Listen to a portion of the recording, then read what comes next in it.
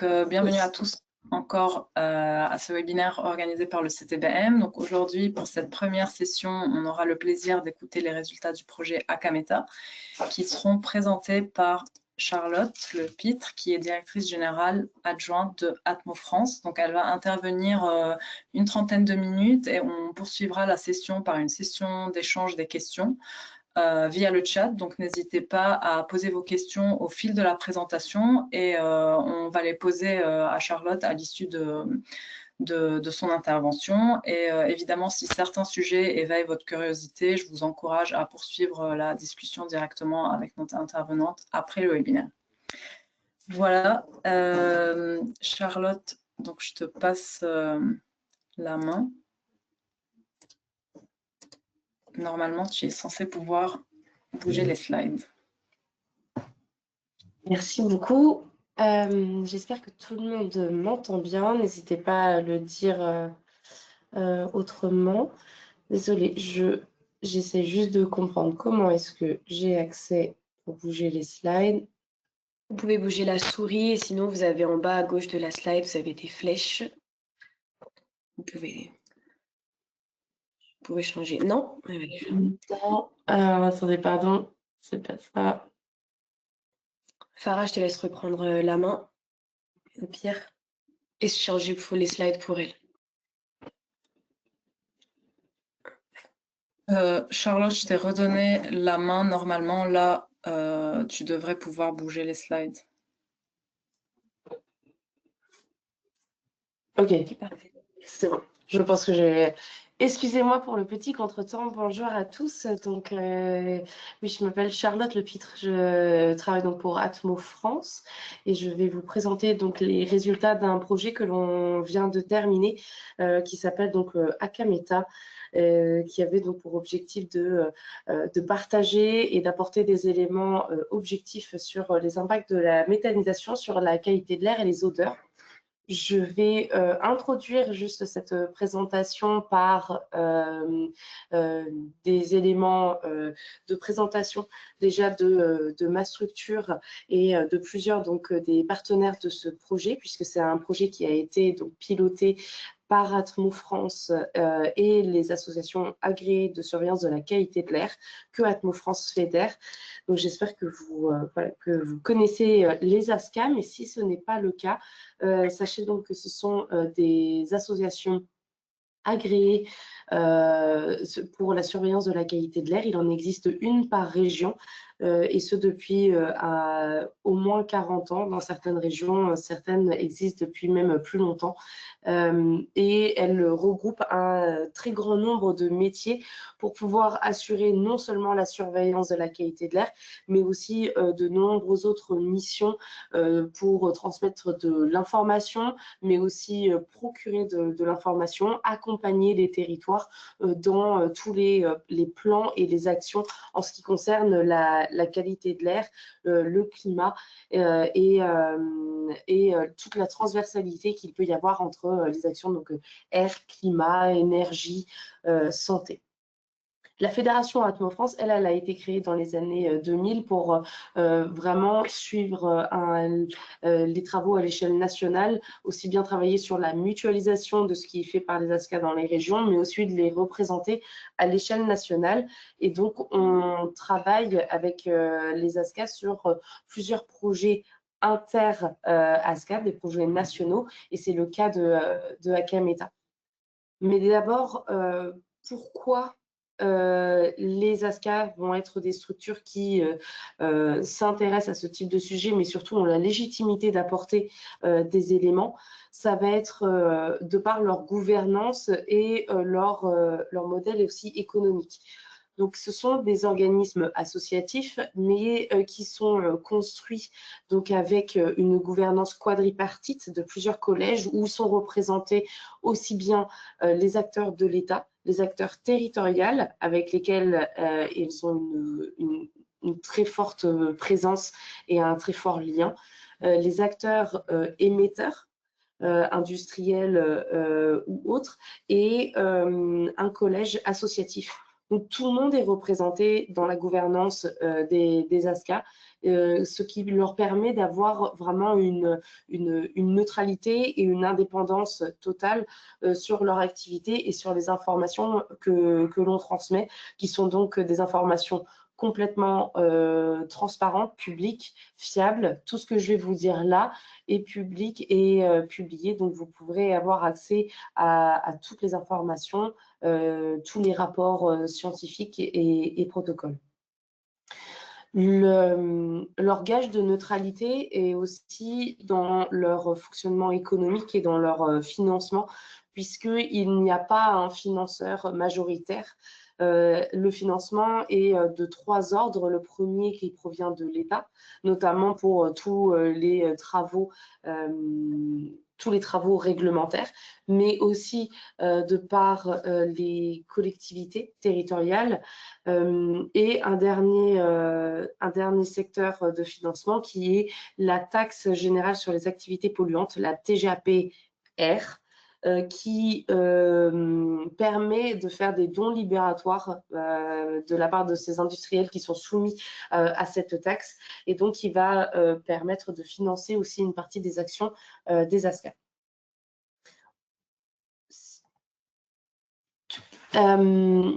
Donc, les missions réglementaires des ASCA sont basées principalement sur les polluants surveillés, sur la surveillance, ce que commandent les directives et aussi les lois. Mais ce n'est tout, on ne s'arrête pas uniquement à du fait de la forte présence territoriale, les cas vont aussi s'intéresser aux problématiques spécifiques à des territoires. Et donc, on a, au fur et à mesure des années, étendu les activités des ASCA à d'autres points, ceux qui ne sont pas réglementés, voire à d'autres thématiques qui sont fortement liées à la pollution atmosphérique. Donc, là, vous avez quelques exemples. On a des pesticides, des polluants, mais aussi aux odeurs, et on va en parler dans le cadre du projet Akameta. Avec toutes ces thématiques, tous les métiers et toutes ces compétences, les ASCA vont pas uniquement surveiller, mais excuse-moi, est-ce que tout le monde... Je vous laisse mettre dans le chat si tout le monde m'entend bien. Je vois des messages du coup d'alerte sur la qualité du réseau, que j'espère que tout le monde m'entend bien. Et la peau qui change sans que je... Et ça, donc, ces compétences vont permettre aux ASCA aussi bien de surveiller la qualité de l'air, mais aussi d'accompagner les territoires. D'accompagner les territoires sur différentes activités, de faire aussi bien donc des... Alors, excusez-moi, de faire des diagnostics, de faire des études, de participer à des programmes de recherche, mais elles vont aussi utiliser ces informations pour effectuer de la modélisation, des évaluations d'impact de certaines actions et certaines mesures, et elles vont aussi donc travailler sur de l'information, de la sensibilisation, de l'accompagnement à de l'action, et surtout être des partenaires au niveau territorial pour agir, pour améliorer les connaissances, mais aussi pour améliorer la situation. Je suis désolée, il se passe des choses certainement liées au réseau. J'espère que tout va bien pour tout le monde. Regarde un interne, ça qui peut nous répondre. Pas de souci. Parfait. Si vous m'entendez, c'est le principal et que vous voyez la présentation. Et donc, avec toutes ces informations-là, on construit des outils. Je vais vous en présenter un, notamment que l'on a fait dans le cadre du projet. Quand on a beaucoup de données, qu'est-ce qu'on fait, comment on peut les faire parler, et donc on utilise ça de manière différente. On va pouvoir construire des indices, mettre des données en open data, mais aussi réaliser des cartes. Donc on va réaliser différents outils pour pouvoir traduire en fait les différentes expertises que l'on acquiert. Concernant le projet en tant que tel, le projet Akameta, on rentre dans le dur du sujet, c'était pour vous donner donc un petit aperçu de qui on est et des compétences que l'on a pour pouvoir effectuer un projet tel que celui que je vais vous présenter. On s'est lancé dans ce projet pour plusieurs raisons. Il y a un aspect de contexte où la méthanisation est en très fort essor. C'est une activité qui se voit de plus en plus sur le territoire français et cela soulève des questions. On sait qu'il y a des divergences d'opinion, que sur le terrain, ce n'est pas forcément toujours facile de mettre en place ce type de projet, qu'il y a beaucoup de questions qui proviennent de la part des riverains. Et en fait, ces questions, elles nous ont été également posées aux ASCA, à savoir donc quel est l'impact sur la qualité de l'air de la méthanisation. Et on s'est renseigné un peu et on était dans la capacité de répondre du fait de la faible quantité d'informations qu'il y avait sur des publications scientifiques, que ce soit en France ou ailleurs. On avait trop peu d'éléments pour pouvoir répondre aux questions qui nous étaient posées directement de la part du terrain. Donc, il est arrivé l'opportunité de déposer ce projet Akameta dans l'idée de regarder les impacts potentiels de la méthanisation et d'apporter des éléments de réponse.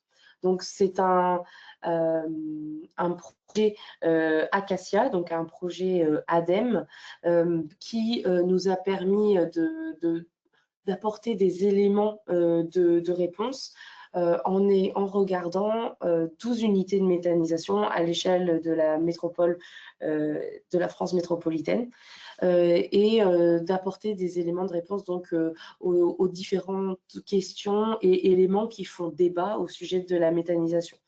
On a souhaité aussi apporter quelques conseils, recommandations aux exploitants et aux porteurs de projets de méthanisation à la suite de ce qu'on pouvait observer.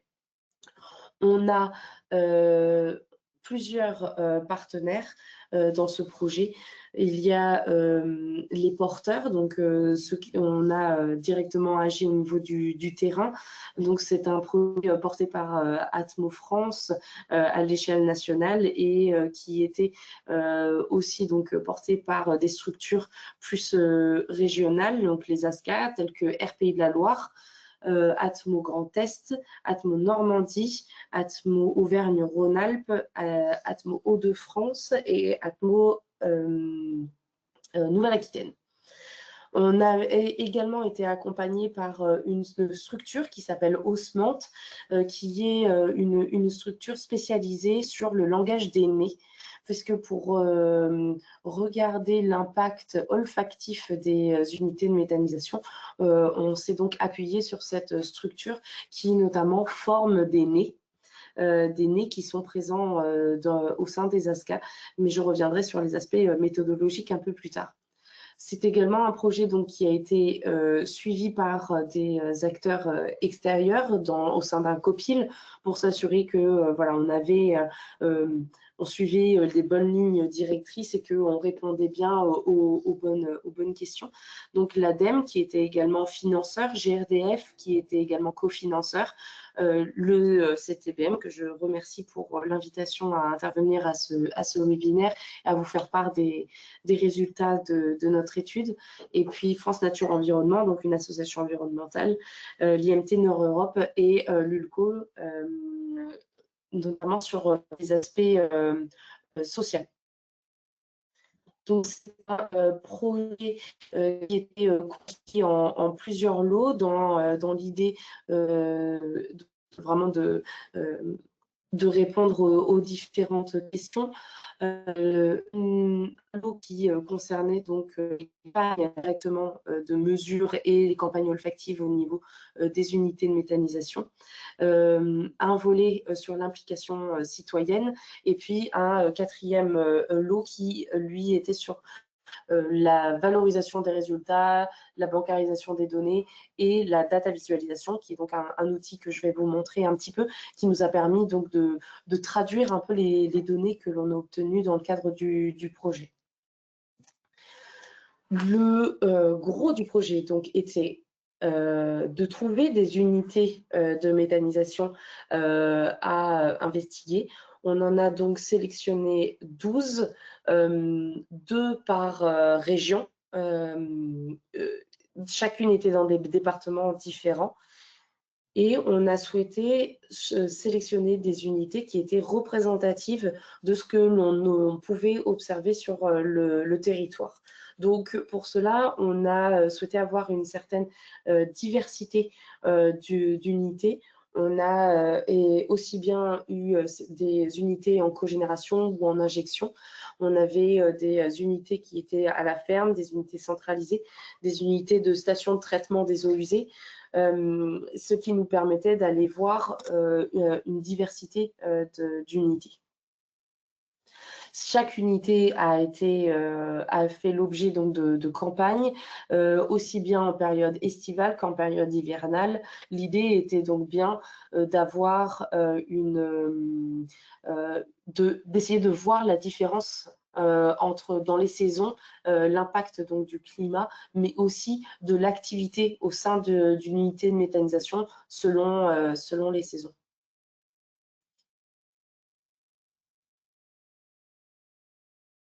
Désolée, j'essaie de passer ma diapo. La méthodologie s'est donc tournée autour des 2 principaux éléments de nos campagnes. Nous avons eu une première partie de l'étude qui était donc tournée sur les odeurs, avec des analyses et donc des campagnes qui étaient autour de la nature et de l'intensité des odeurs, aussi bien au niveau de l'unité, à l'intérieur de l'unité de méthanisation, mais aussi à l'extérieur de l'unité et au fur et à mesure qu'on s'éloigne de l'unité de méthanisation pour voir comment la distance influence donc l'évolution des odeurs. Et une deuxième partie de notre campagne était liée aux polluants. On a sélectionné 2 polluants qui étaient polluants traceurs de la méthanisation, l'ammoniac et l'hydrogène de soufre. Et on a réalisé donc des campagnes de mesure de ces 2 polluants sur 4 points en limite de propriété de l'unité de la méthanisation, des premières habitations, du centre-bourg et aussi un site témoin qui est hors influence de la méthanisation. Pardon. Donc, je vais rentrer plus spécifiquement en termes de méthodologie. La méthodologie était la même selon les différentes campagnes donc, qui ont été réalisées pour chaque unité de méthanisation. En termes d'odeur, donc comme je vous le disais, en interne, on a des nez. Donc ce sont des personnes qui sont formées à reconnaître les odeurs et ils ont tous suivi la même formation, celle qu'on appelle le langage des nez. Et ça permet donc avec une méthode standardisée de s'assurer que tout le monde parle le même langage, que tout le monde reconnaît les mêmes odeurs et que lorsqu'ils mentionnent une odeur en particulier, tout le monde comprend de quoi ils parlent. Ils ont la possibilité de retrouver, de connaître, de caractériser différentes notes odorantes et dans le langage des nez, dans cette méthode, on a pu réaliser donc un référentiel dédié à la méthanisation puisque on pouvait donc caractériser les odeurs qui étaient spécifiques à cette activité, qui n'étaient pas à confondre, par exemple, avec les odeurs de l'activité agricole, si on était sur une unité de méthanisation qui était à la ferme.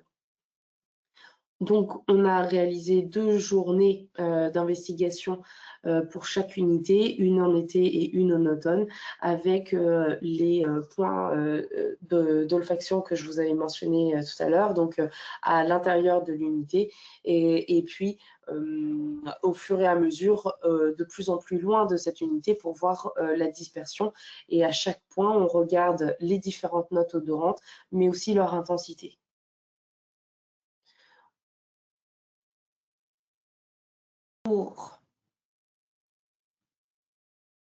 Allez.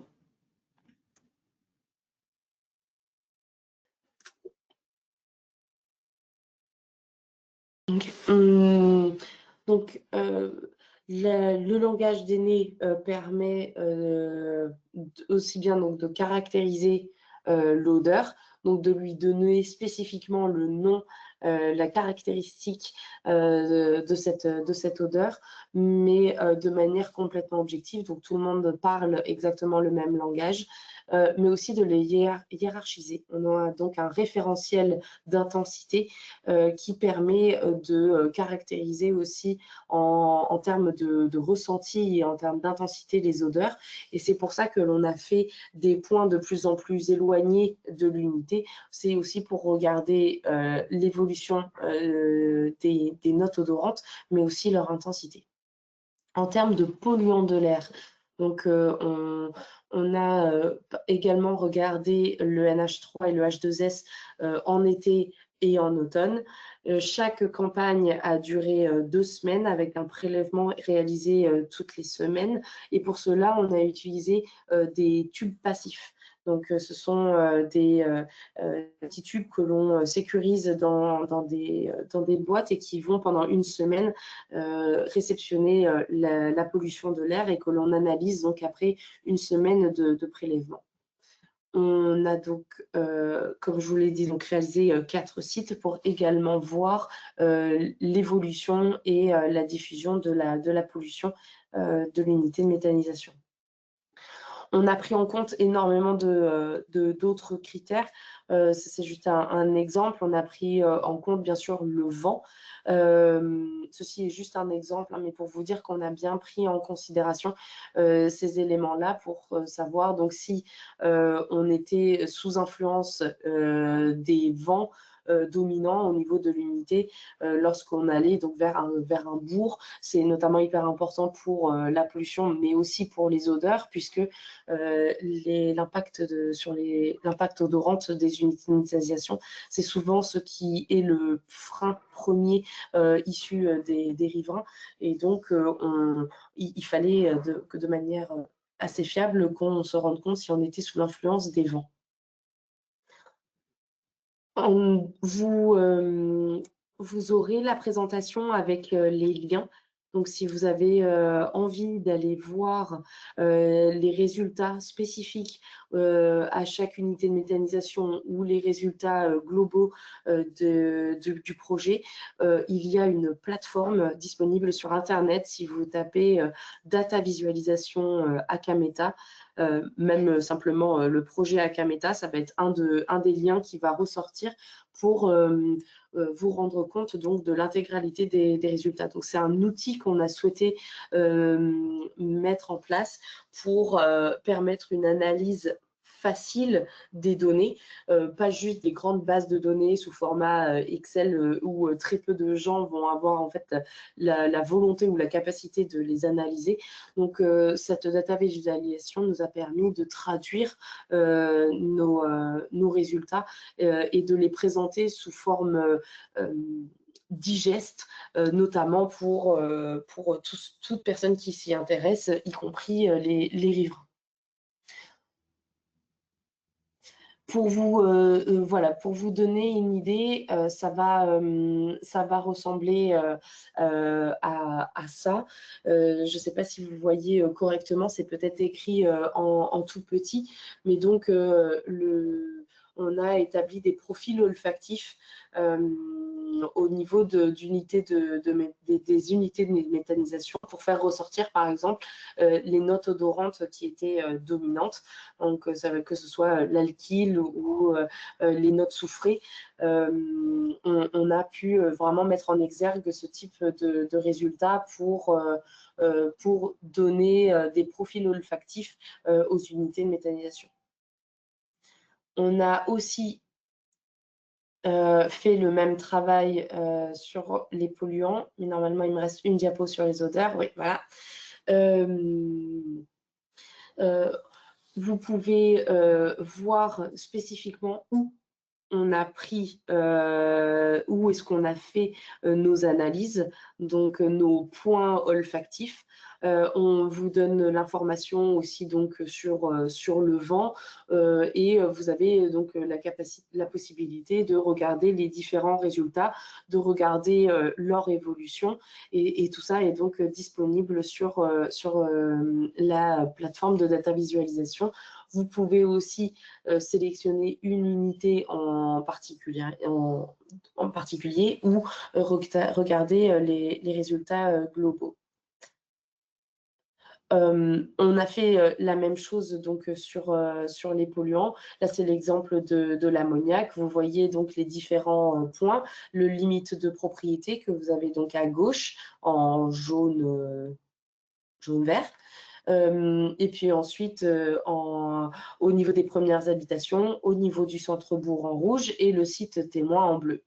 Vous pouvez voir sur la carte pour chaque unité de méthanisation où est-ce qu'on était pour vous rendre compte donc des distances et de notre protocole. En termes de grands résultats, voilà ce que je peux vous dire, voilà ce qu'il ressort. En termes olfactifs, on s'est rendu compte que à partir de 230 mètres, on est sur des résultats généraux, mais donc à partir de 230 mètres, on a une baisse des odeurs. Et comment il faut aller plus loin pour avoir une absence d'odeur, mais à partir de 230 mètres, globalement, on observe une baisse. Les secteurs qui sont les plus odorants sont les stockages d'intrants solides, les trémies, aussi en extérieur, les bassins, les fosses ou les canalisations. Et notamment tout ce qui est lié à la fermentation ou dégradation organique, ce sont là que l'on observe les odeurs, les notes odorantes les plus fortes. Par contre, lorsque on a des stockages qui sont fermés, c'est le même principe en fait que les bonnes pratiques agricoles, de couvrir les fosses, de couvrir les lieux de stockage. On observe une baisse en fait significative des notes odorantes. Les déchets verts ou les ensilages, par exemple, sont aussi des secteurs qui sont assez peu odorants. Pour les polluants de l'air, on a donc retrouvé des concentrations qui étaient plus fortes en limite de propriété, comme vous avez pu le voir dans la diapositive précédente. Par contre, on observe des concentrations donc hebdomadaires, parce qu'on était sur des tubes passifs, donc on faisait des campagnes sur une semaine, qui sont en dessous des valeurs toxicologiques de référence de l'ANSES, aussi bien en termes d'ammoniac que de H2S.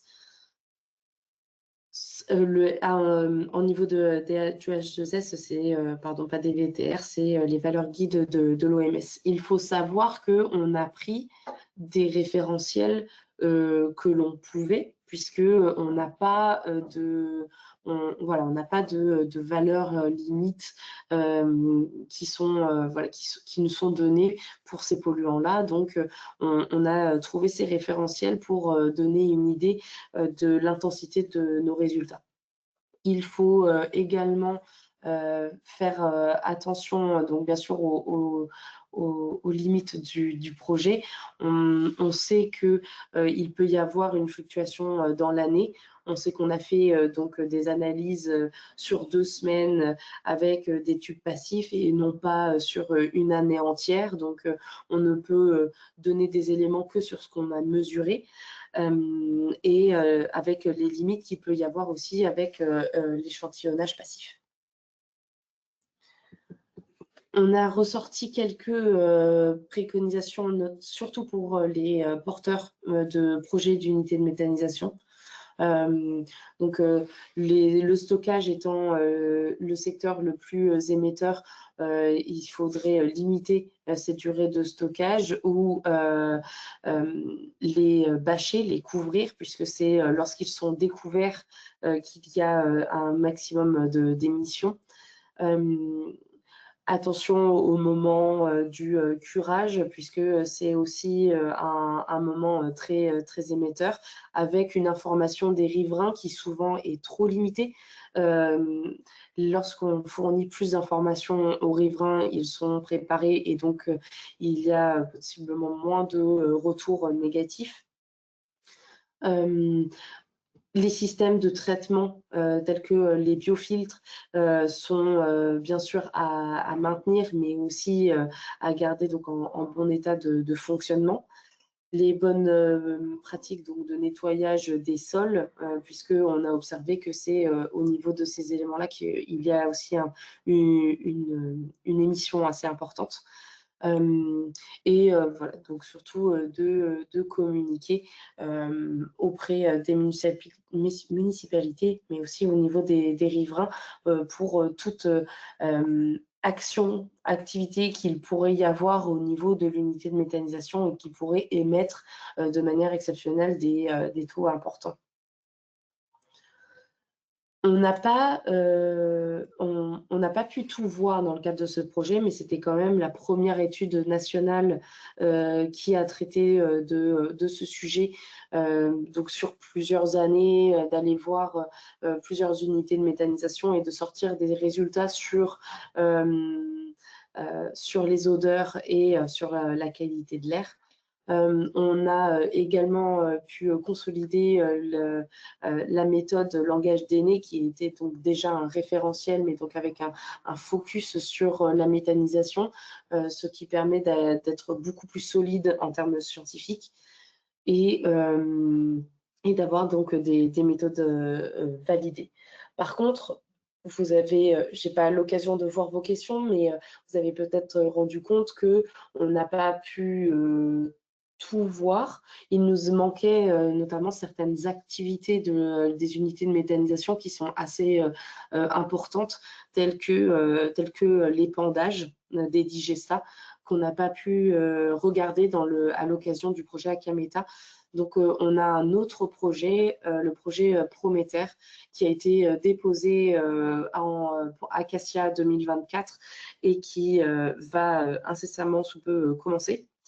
Ou dans lequel on va regarder l'impact de l'épandage, mais on va aussi aller plus loin sur les bonnes pratiques.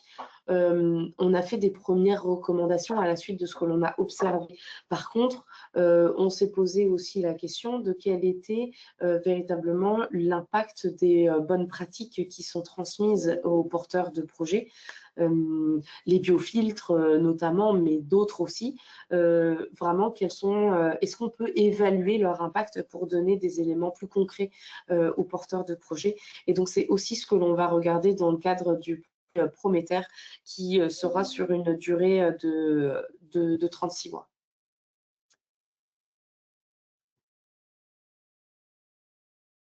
J'ai oublié de vous mettre aussi donc là le lien direct vers le rapport, mais donc le rapport scientifique est bien public. Il est disponible donc en ligne sur le site de Atmo France, de chaque partenaire du projet, y compris dans la librairie ADEME. Mais à la suite de ce webinaire, bien sûr, je donnerai tous les liens qu'il faut au CTBM pour qu'il vous soit transmis. Merci à tous. J'ai terminé ma présentation et donc n'hésitez pas si vous avez des questions. Parfait, merci beaucoup Charlotte pour cette présentation très claire. On remarque bien le caractère innovant de la démarche et que c'est vraiment une première au niveau de la France. Il y a quelques questions déjà dans le chat je vais te les poser. Donc, on a une première question de Yves Mambrez sur les méthodologies et les résultats. Est-ce qu'ils sont comparables avec ceux de projets de même nature dans d'autres pays européens? Alors notamment, le langage des nés est une méthodologie très française. À ma connaissance, il n'est pas européen. Donc là-dessus, on a une méthodologie spécifique qui ne se rapproche pas de d'autres méthodologies européennes. Ensuite, sur les polluants de l'air, l'usage de tubes passifs est en soi une méthodologie plutôt bien connue. Mais voilà, à ma connaissance, il existe peu de projets similaires, même à l'échelle européenne. Donc, on n'avait pas vraiment voilà, de comparaison possible avec d'autres projets. Par contre, on avait un projet en Pays de la Loire qui avait eu lieu l'année précédente. Et donc, bien sûr, c'est un projet qui était porté par Air Pays de la Loire, l'ASCA de cette région-là. Et donc, on a utilisé aussi leur retour d'expérience pour établir notre méthodologie. Très clair, merci. Une autre question de Sophie Kuhn. Est-ce que dans l'échantillonnage, il y a eu des unités de méthanisation avec biodéchets et sans biodéchets? Non, dans les unités qu'on a sélectionnées, on a essayé de faire un mixte, mais on est aussi en manque justement de représentativité de ce secteur-là. Donc c'est quelque chose qu'on va essayer aussi de combler avec le projet qui commence en novembre. Mais c'est une très bonne question. On a vu aussi cette limite. Parfait, je prends les autres questions aussi au fil de l'eau. Donc, on a une question de Guillaume Comet. Donc, aujourd'hui, la réglementation impose une distance de 200 mètres minimum entre l'unité de méthanisation et les habitants de tiers. Est-ce que cette distance vous paraît convenable au regard de la dispersion des odeurs? Alors, notre premier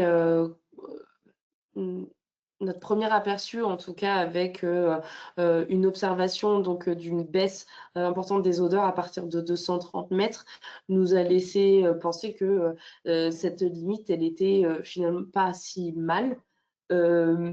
Mais attention à ne vraiment pas la baisser, puisqu'on n'est pas sur une absence d'odeur, on est sur une baisse des odeurs. Donc 200 mètres est véritablement le minimum de ce que l'on peut faire selon les résultats de cette étude.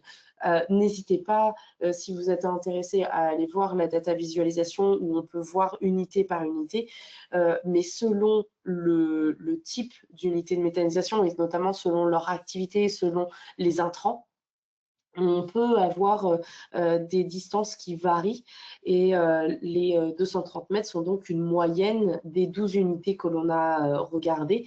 Mais pour certaines, ce n'est pas suffisant et on comprend donc qu'il y ait des fortes odeurs encore au niveau des riverains.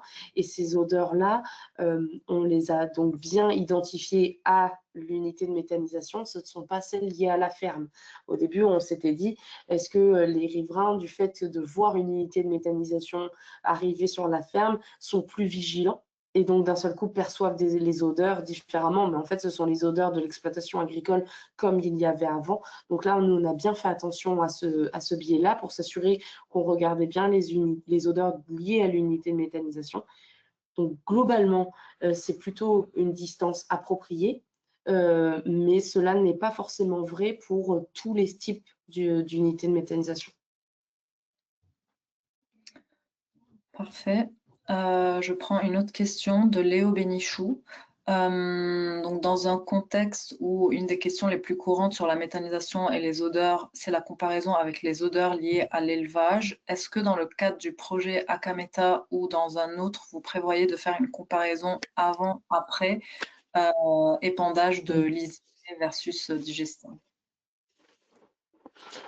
Oui, c'est une excellente remarque. Donc, on n'a pas pu regarder l'épandage de Digesta dans ce projet-là, mais c'est vraiment un focus du projet Prométhée. Donc, j'espère qu'on va pouvoir apporter des éléments de réponse à cette question dans le cadre du prochain projet. Merci pour ces clarifications. Une question de Laurine Duclos. Quel est le taux d'abattement d'odeur qui est possible d'appliquer aux intrants traités par la méthanisation en digestion? Alors, sur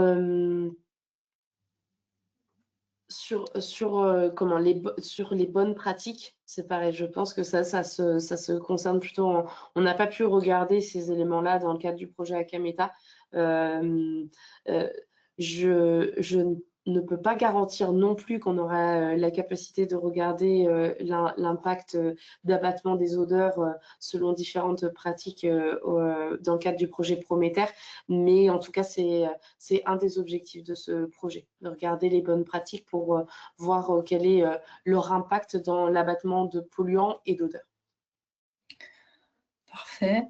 Alors, je prends une question de Stéphane Cariou. Il suggère qu'il aurait été possible de comparer les résultats avec ceux du projet EAMET financé par l'ADEME en 2013 et il pose la question de pourquoi ne pas avoir utilisé la norme EN 13725 pour justement évaluer l'impact odorant.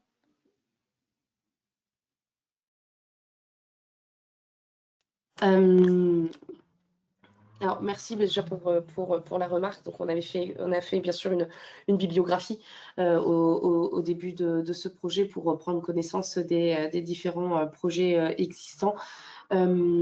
Sur les odeurs,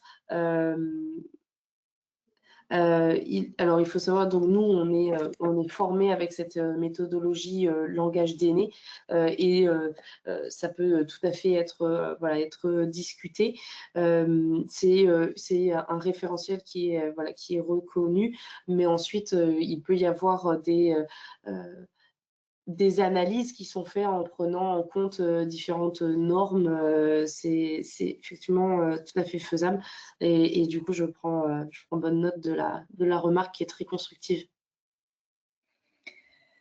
Parfait. On a aussi une question de Emmanuel Huard sur l'évaluation de l'efficacité des actions de lutte contre les odeurs, par exemple mettre en place des obstacles, merlons de terre ou haies d'arbres.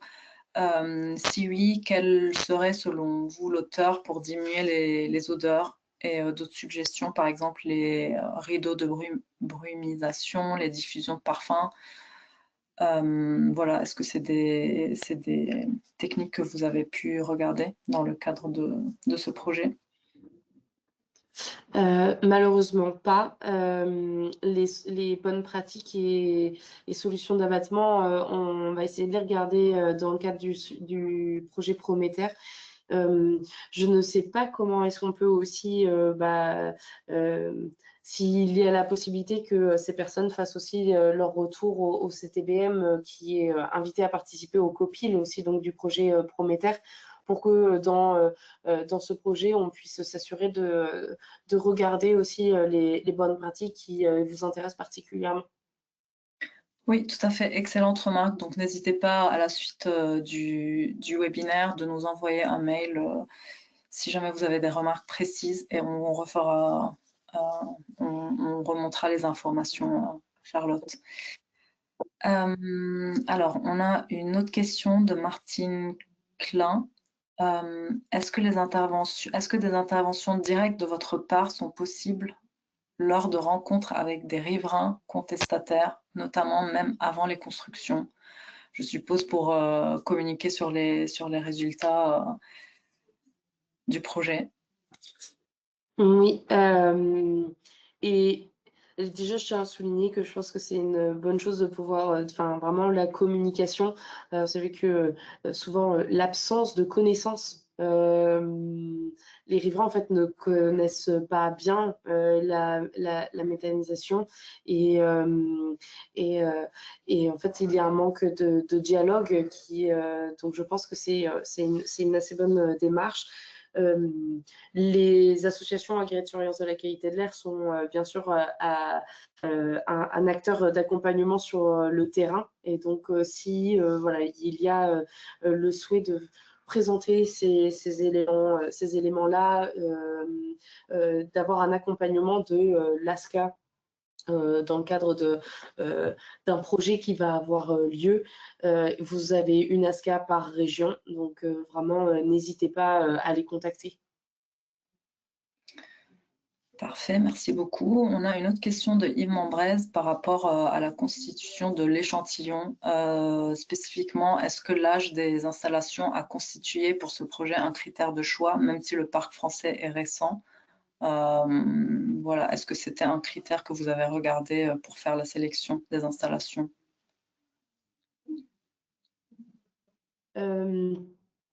On a pris beaucoup de critères. L'âge n'en était pas forcément un.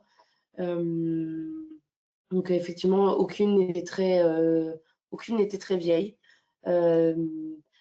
Donc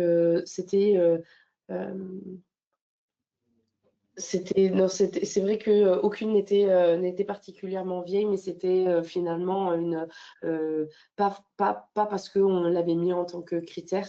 On avait vraiment comme critère le fait de vouloir être assez représentatif, donc d'avoir de la cogénération, de l'injection à la ferme, centralisée, et aussi une station de traitement des eaux usées.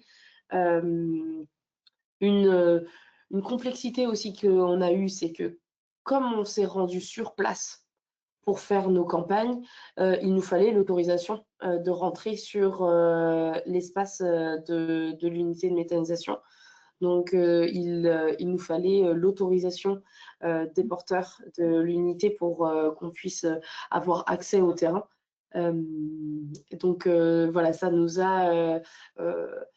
a limité aussi dans ce qu'on a pu trouver. Alors, on s'est posé les questions. Est-ce que des unités où on sait qu'elles sont problématiques, est-ce que quand on sait qu'elles sont problématiques, est-ce qu'on les sélectionne ou pas? Donc, on avait des unités où on savait qu'il y avait un problème avec les riverains, des unités où il n'y en avait pas encore. Donc, c'était vraiment ces autres critères qui nous ont beaucoup accaparés. Mais les unités qu'on a sélectionnées sont essentiellement construites après 2017.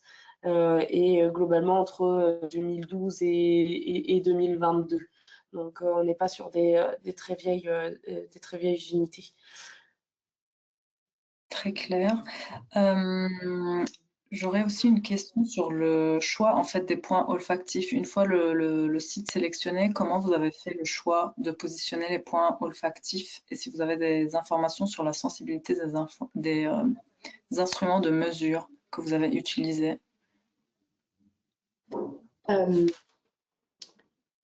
Alors, le choix vraiment des points olfactifs, donc il y a tout un protocole qui est disponible.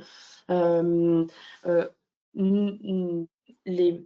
on a mesuré à l'intérieur de l'unité. Donc là-dessus, on avait un secteur qui était bien défini. C'était vraiment le profil interne à l'unité. Et puis ensuite, on voulait faire une cartographie de l'extérieur de l'unité en allant de plus en plus loin. Donc, on a pris en considération les vents, les éléments de distance pour se caler. Ensuite, on a vraiment nos instruments de mesure olfactif, c'est les nez. Donc, on avait vraiment l'instrument lié au vent qui était primordial pour savoir si on était sous les vents dominants ou pas, notamment pour les odeurs. C'était un élément crucial du protocole. mais on s'est vraiment basé sur la méthodologie du langage des nez et donc de la détection olfactive des personnes. Et souvent, en fait, le nez humain a une meilleure perception que des instruments. Donc, on s'est vraiment basé sur les nez. Ok, très clair. Je vais prendre encore quelques questions. Donc, on a la question de Anna Jiquel. Est-ce que vous avez pu préciser dans le cadre de ce projet s'il y avait des liens entre la nature des intrants et les odeurs et concentration en polluants? Oui, tout à fait, on le voit. On le voit lorsqu'on a fait donc notre data visualisation unité par unité. Comme chaque unité avait aussi des particularités, on a vraiment pu voir cette différence et notamment on a vraiment pu montrer que les intrants de déchets verts, d'ensilage étaient moins odorants. Donc ça, c'est des résultats qu'on a pu apporter, oui. Aussi une question sur les corrélations de Hélène Dussel. Est-ce que vous avez pu établir des corrélations entre les concentrations mesurées en H2S et NH3 par capteur passif et la nature et la force des odeurs perçues? On n'a pas... on n'a pas fait de lien, on n'a pas fait de lien direct euh, entre, entre les émissions de polluants et les odeurs. Euh, Okay. Parce que on sait que l'ammoniac, enfin, on connaît les odeurs qui sont liées à ces polluants-là, bien sûr. Pour les autres notes odorantes, voilà, on n'a pas forcément fait lier avec certains polluants. Donc, on a l'ammoniac et le H2S étaient faciles à retrouver, bien sûr, dans les odeurs. Mais on n'a pas, à mon sens, je suis désolée, je peux potentiellement me tromper, fait de graphiques ou d'analyse des résultats spécifiques sur cette corrélation. Ok, très clair. Je vais prendre encore deux dernières questions. La première de Joshua Sevigny. C'est une question sur les étapes futures de ce projet potentiellement. Si vous prévoyez d'effectuer d'autres campagnes d'échantillonnage pour caractériser les taux d'émissions spécifiques des différentes sources d'émissions, par exemple des matières non traitées avec ou sans bâche, des matières au repos versus agitées digesta, dans l'optique d'effectuer une modélisation de la dispersion atmosphérique dans les projets de biométhanisation. J'ai peur qu'on va décevoir avec ce qu'on va être en capacité de regarder dans le prochain projet. J'ai bien peur qu'on ne sera pas encore exhaustif, mais vraiment s'il y a des demandes et des intérêts, n'hésitez pas. Euh, euh, Parce que, enfin, voilà, comme je le disais, n'hésitez pas à faire remonter à Farah vos demandes. Mais je suis désolée par avance, on ne peut pas tout traiter dans le projet qui va débuter. On voit bien l'intérêt de ce projet et de sa suite. Je vais prendre la dernière question de Laurine Duclos sur la slide 25 que je viens de projeter. Elle indique qu'il y a certaines zones de l'unité de méthanisation qui sont plus émettrices que d'autres, avec des capteurs spécifiques à certains postes d'émission odorantes. Est-ce qu'ils ont été positionnés au niveau trémie, stockage? Est-ce que c'est possible d'accéder à ces résultats précis?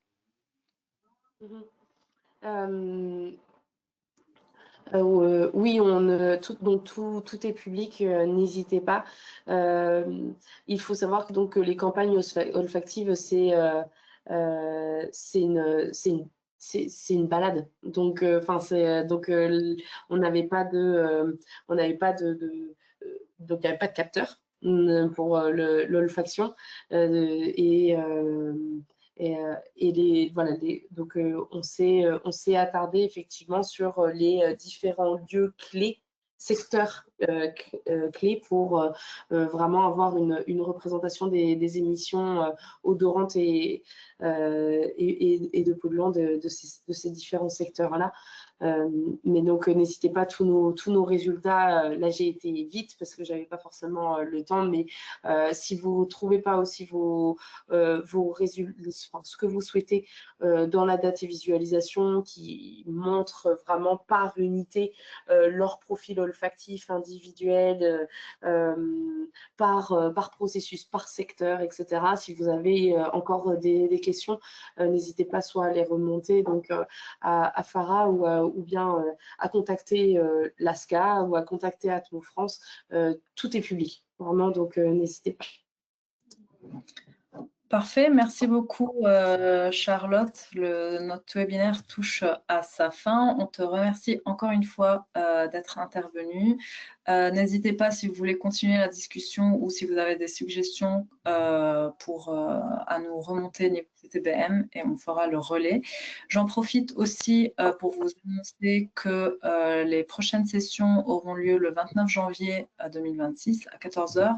On aura le plaisir d'écouter Caroline Mazot sur le projet Comet. Donc, il apporte un éclairage original, mais aussi nécessaire sur les dimensions sociales et territoriales de la méthanisation agricole. Et pour les webinaires dédiés aux jeunes chercheurs, la deuxième série, elle aura lieu le 5 décembre à 11 h. On aura 3 thématiques différentes, donc sur les digesteurs, sur l'innovation et les voies nouvelles et une intervention sur l'environnement et la durabilité. On vous enverra toutes ces informations par mail et sur LinkedIn. Voilà, merci beaucoup d'avoir suivi ce webinaire et à très bientôt. Bonne fin de journée.